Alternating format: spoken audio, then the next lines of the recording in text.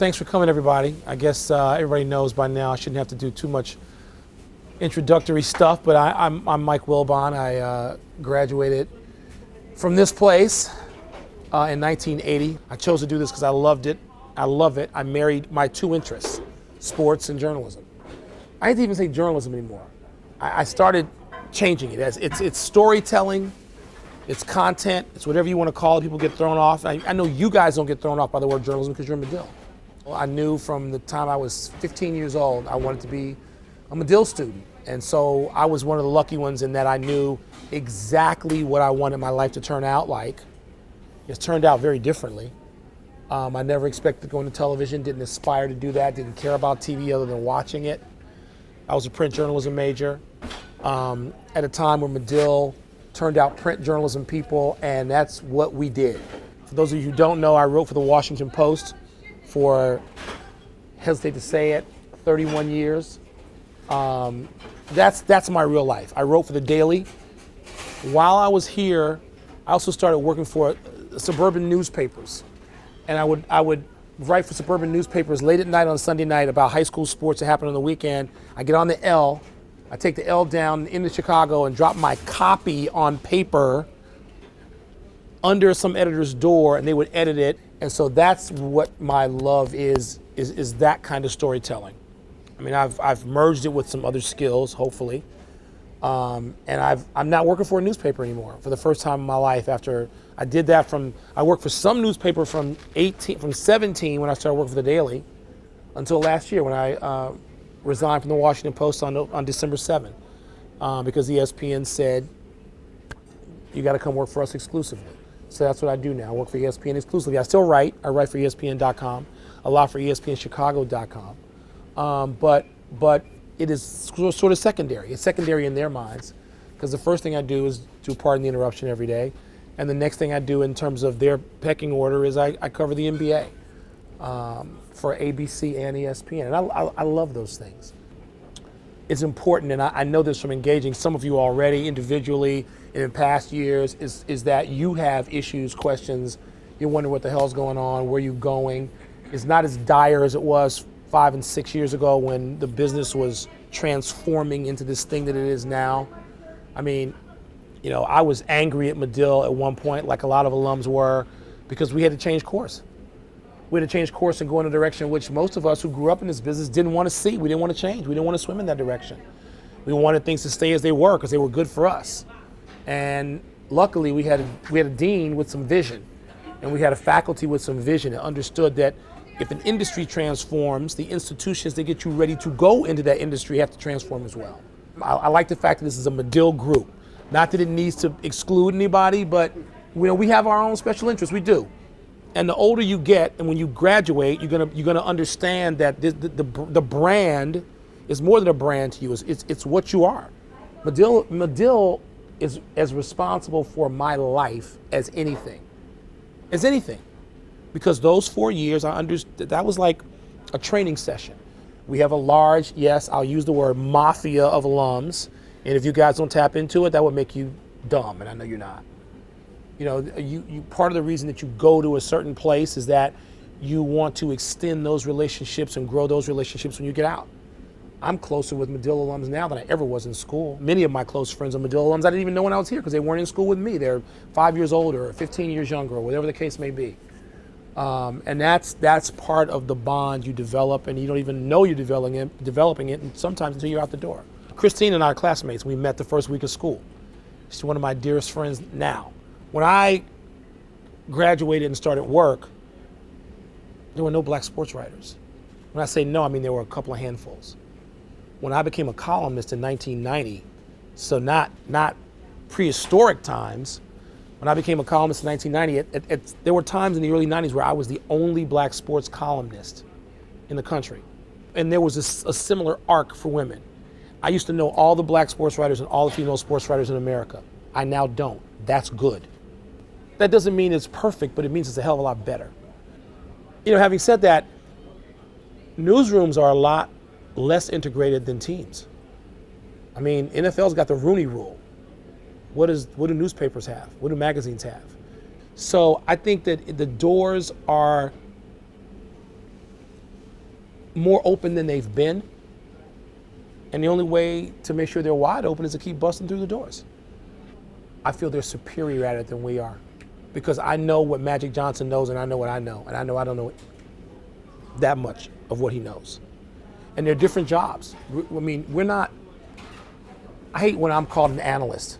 I mean, there's some things I can analyze, but here's how I analyze.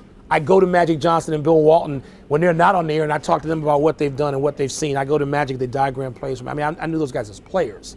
The play-by-play jobs, the sideline jobs, there are things in booths. I mean, those stories still have to be told, and we tell stories. People get lazy about those observations, like which way they want to have it. Like ESPN's pushing Tebow. Well, wasn't it Merrill Hodge, who works for ESPN, that people got on for killing Tebow? So I tend to throw these things back at people. I go, really? No, there's no ESPN opinion. I don't wake up and go, ESPN, which way is the wind blowing? I don't care. I don't know what everybody's saying. Usually I don't care. Sheer luck. I didn't take a broadcast class while I was here. I didn't work for any broadcast entities while I was here.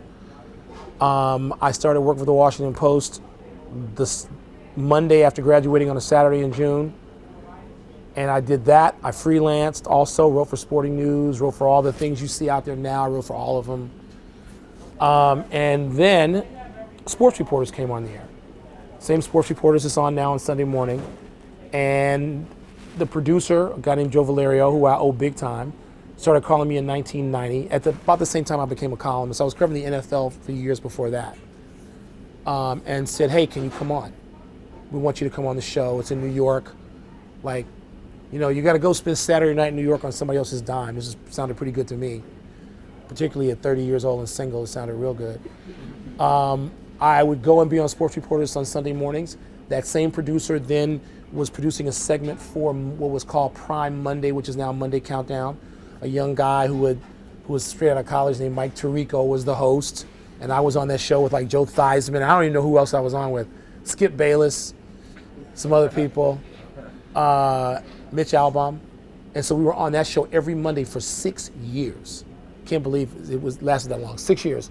So then after you do that, then you're on. There's a body of work. People know that you're not going to freeze in front of a red light, and you can offer an opinion and sound fairly reasonable. But then those are still just contributions. I did those things, but I was a columnist who appeared on TV. Why? Because you wanted the exposure and because I like money. Back to that theme. And then I guess the big thing happens. Well, two things. One, there's a local, anybody from DC here? Oh God, okay. Well, you guys know George Michael, of course, now the late George Michael. And for people from DC, not from DC, George Michael was an iconic local sportscaster. George hosted a show in Washington called Redskins Report. They asked me to be on that show 13 years ago. Pilot for another show happened that year, a basketball show. That meant 40 weeks a year I was on in Washington, D.C. with George. And George was brilliant. And he had a following and hugely, followed, well-critiqued show. It was a critical and rating success. And I was just part of it, And then there was a guy named Mark Shapiro, whose dad went to Northwestern. Mark Shapiro was in his 20s, and he was working for the network, and he used to see Tony and me arguing in our offices in the Washington Post. I mean, Tony and I did what we do now in our office in the Washington Post, just with no camera on it, and for no extra money, screaming at each other across the desks and stuff like that. So Mark saw this. He was a 28-year-old sort of entry-level producer, and he said, if I ever become anybody, if I ever get to be big, I'm putting this on television. And Tony would say, really? You're going to put us on television? Like, that's good.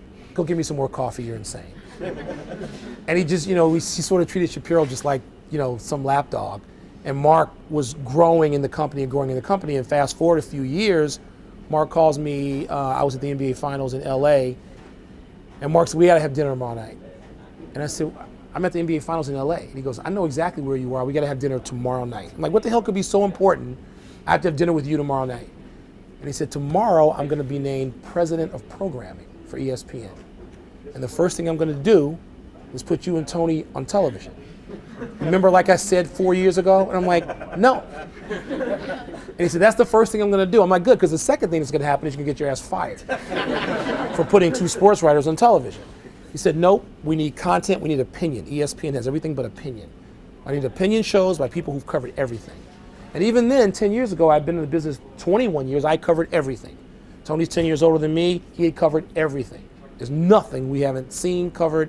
We knew all the people, we knew how to got that conversation in television. So Mark put us on, and that's what we did. When I left, when I was sitting where you got, I didn't have a plan. I wanted to get a job, I wanted to work at a major newspaper, I wanted to cover baseball. That's what I wanted to do, that was my plan. And people look back and say, well, didn't you have a 5-year plan? Hell no, I didn't have a 5-year plan. I had a get to Friday plan. I mean, you know, I knew what I wanted, I knew what I could do, I knew what I wanted to do. I knew I wanted to work for a big newspaper. I didn't even really, I sort of dreamt of being a columnist. I didn't foresee it.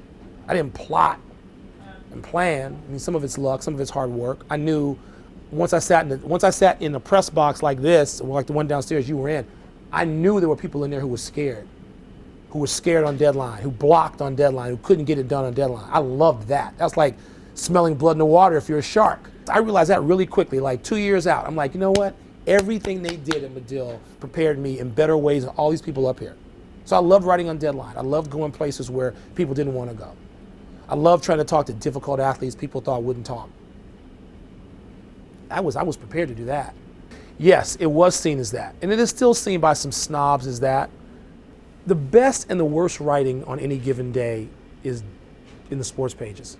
The best writing in the country, some of it is sports writing. The worst writing in the country is hackneyed sports writing. So you have these extremes, but it's also the most important. Sports encompasses just the word and the notion of it, the concept encompasses every kind of story in the world you could have. It has everything from politics. I mean, every stadium that's ever financed is in the middle of some enormous civic struggle, governmental struggle on who's going to finance it. Everything from finance to commenting on the culture, to fashion, to competition, to race and gender, everything, all of it. Sports is the backdrop for it. Do they want to deal with that? Not really. But there are a lot of smart people, some of the world's best journalists in the last 50 years who had one foot in sports. I mean, my idol, the person I really thought, okay, I want to write like him, was David Halberstam. And David Halberstam to me was it. Well, David Halberstam and Mike Royko. I grew up being able to read Mike Royko as a working columnist every day. And one day I was on deadline, I was writing in Madison Square Garden, and somebody comes up and taps me on the shoulder, and I was, getting ready to say, leave me alone. I didn't know who it was. And I'm on deadline, and I hear the voice. David Halberstam had this really unique voice. It was deep. And he said, pardon me, Michael. I was like, oh my God, it's David Halberstam, and he told me how much he loved my work. David Halberstam, that's the highest compliment I could ever get. And I got to know him before he passed away a few years ago. And George Will, another one, sports. They were all, some of their greatest work was sports writing, even though they weren't sports writers. David Halberstam, to me, the best sports book ever written is a book called Breaks of the Game. And he wrote it. So you have this incredible war correspondent, a person who made his name covering war. And the books he cared about as much as anything were about basketball. You're always going to get people who act like you're not doing something serious. It's very serious. Some days it's too serious. Anybody looks at the last month at Penn State knows how serious it is. And then, you know what? Some of it's fun, and there's nothing wrong with that. And I used to say to people at the Washington Post when I first got there, and if somebody acted like I was doing something that was inferior to them, I'd say, really, I'm going to the Final Four tomorrow, and you're going to a sewage bond meeting? Really? I mean, is there any comparison? And I would just throw it back at them. And so you can defend yourself. I mean, I think people do what they want to do. The day that I did that, the ESPN ran that 17-minute interview that I did with Jordan on the morning of his Hall of Fame induction. So while we were getting ready to do that, and they're setting the cameras, I've talked to Michael Jordan all of his adult life and all of my adult life. So these conversations I can barely separate many of them. But what stands out about that conversation was I had said something or written something about Barkley and Magic. And they talked about how they had found a second life. how they found something in this new life in their 40s as they hit to 50 years old. They're all on the cusp of 50. Magic's already 50. They found something that occupied that space, that you know, took care of that competitive side of them and the showmanship, the showman side of them. And before we go in there, Jordan goes, wait a minute, by the way, that piece that you wrote, you know, with Barkley saying this and Magic saying this is total. They're both lying. They haven't found anything to satisfy that. I don't believe that. He and Jerry West believe that these guys, they're not happy. You can only be happy if you're winning. You could argue if you wanted to start a basketball team, you could start it with Magic Johnson. I could make that argument. But Michael was still the greater force of nature. And it's that thing, that fire, that makes people like Michael and Jerry West. I did it with boxing for a minute. Boxing's so bizarre. I mean, boxing is so sick and twisted. And yet, you know, Tony Kornheiser has a phrase about boxing. Nothing's more corrupt than boxing. Nothing's more controversial than boxing. Nothing is more just sort of scandalous and awful than boxing. And Tony has this phrase, God help me, but I love it so. And it is. I mean, you're embarrassed that you love this thing. I mean, I love boxing. I was sitting there when Tyson spit Evander Holyfield's ear off and it came like that far from me at the ring. But I love it. I think the board did the right thing. If they had put him on administrative leave indefinitely, I would have been okay with that too. In other words, Joe Paterno could not walk out there last Saturday and represent the university, be the face of Penn State University. That's not acceptable. As more trickles out, I suspect it's going to become even less acceptable, except to maybe, you know, students who are not looking at, you know, it's gonna, I'd love to talk to some of those students in 25 years when they're parents, see how they feel then. That's one of the things I kind of wanted to do when I left here, was long form storytelling. I wish I was good at it. I'm not good at it. There's one story I'd like to do. It may not be sexy enough to be made, but there's any of you recognize the name Bison Dele? Well, Bison Dele, before he was Bison Dele, was Brian Williams. Brian Williams is an interesting character in that his mom was a beauty queen and his dad was like the lead singer of the Platters, which means nothing to you now. Just say that the Platters were, I don't know, Maroon 5. I mean, you know, Platters were a big freaking deal. He was the son of that, a glamorous guy, well-spoken, really smart guy, could have gone anywhere in the world. Went to Arizona for a couple of years and to Maryland for a couple of years. Brian Williams and his new bride or fiance, they die at sea mysteriously and nobody knows how, and the brother comes back with the ship, and you're like, what? What is this? What happened here? And like nobody has any reasons, there've never been any charges. It's just the craziest story involving this one guy. I don't know what I believe in about the Cubs. I believe they're cursed with the weight of expectations. That whenever they get to be good, the first and the curse of denial. Guys walk around town saying, "I don't feel that. I wasn't part of that. I've only been here 3 years. I wasn't here 104 years." And it's total because you can't go to the cleaners or a PTA meeting or to dinner with your wife without hearing people say, "It's been 100 years. You're gonna win one now." The guys are just lying. I mean, you know later, because I know players later who say, "My God, there's so much pressure." They can't admit it because you gotta be macho, because you gotta be tough, you gotta be a tough guy. You gotta show you're independent, you're outside of that. Nothing gets to you.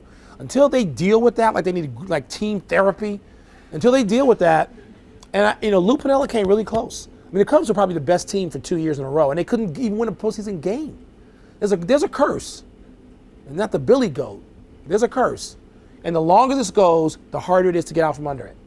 You have to juggle, but that's what you have to do in real life. I mean, juggling is what starts the day you get out of here. I'm juggling. I'm juggling for the rest of my life. It was good practice for me. I'm glad I did it. All I do is juggle. I got three full-time interests. I do PTI, I cover the NBA, and I write a column. There's a whole lot of people I've told, I'd love to make your wedding, can't get there. I can't do anything on Fridays and Sundays. I do the NBA. That's what I do. If you don't love it, don't do it. If you don't love it, go do something else. Because it's the hours are crazy, the demands are crazy, but my career is a calling to me. It's what I'm supposed to do. It's what I burn to do.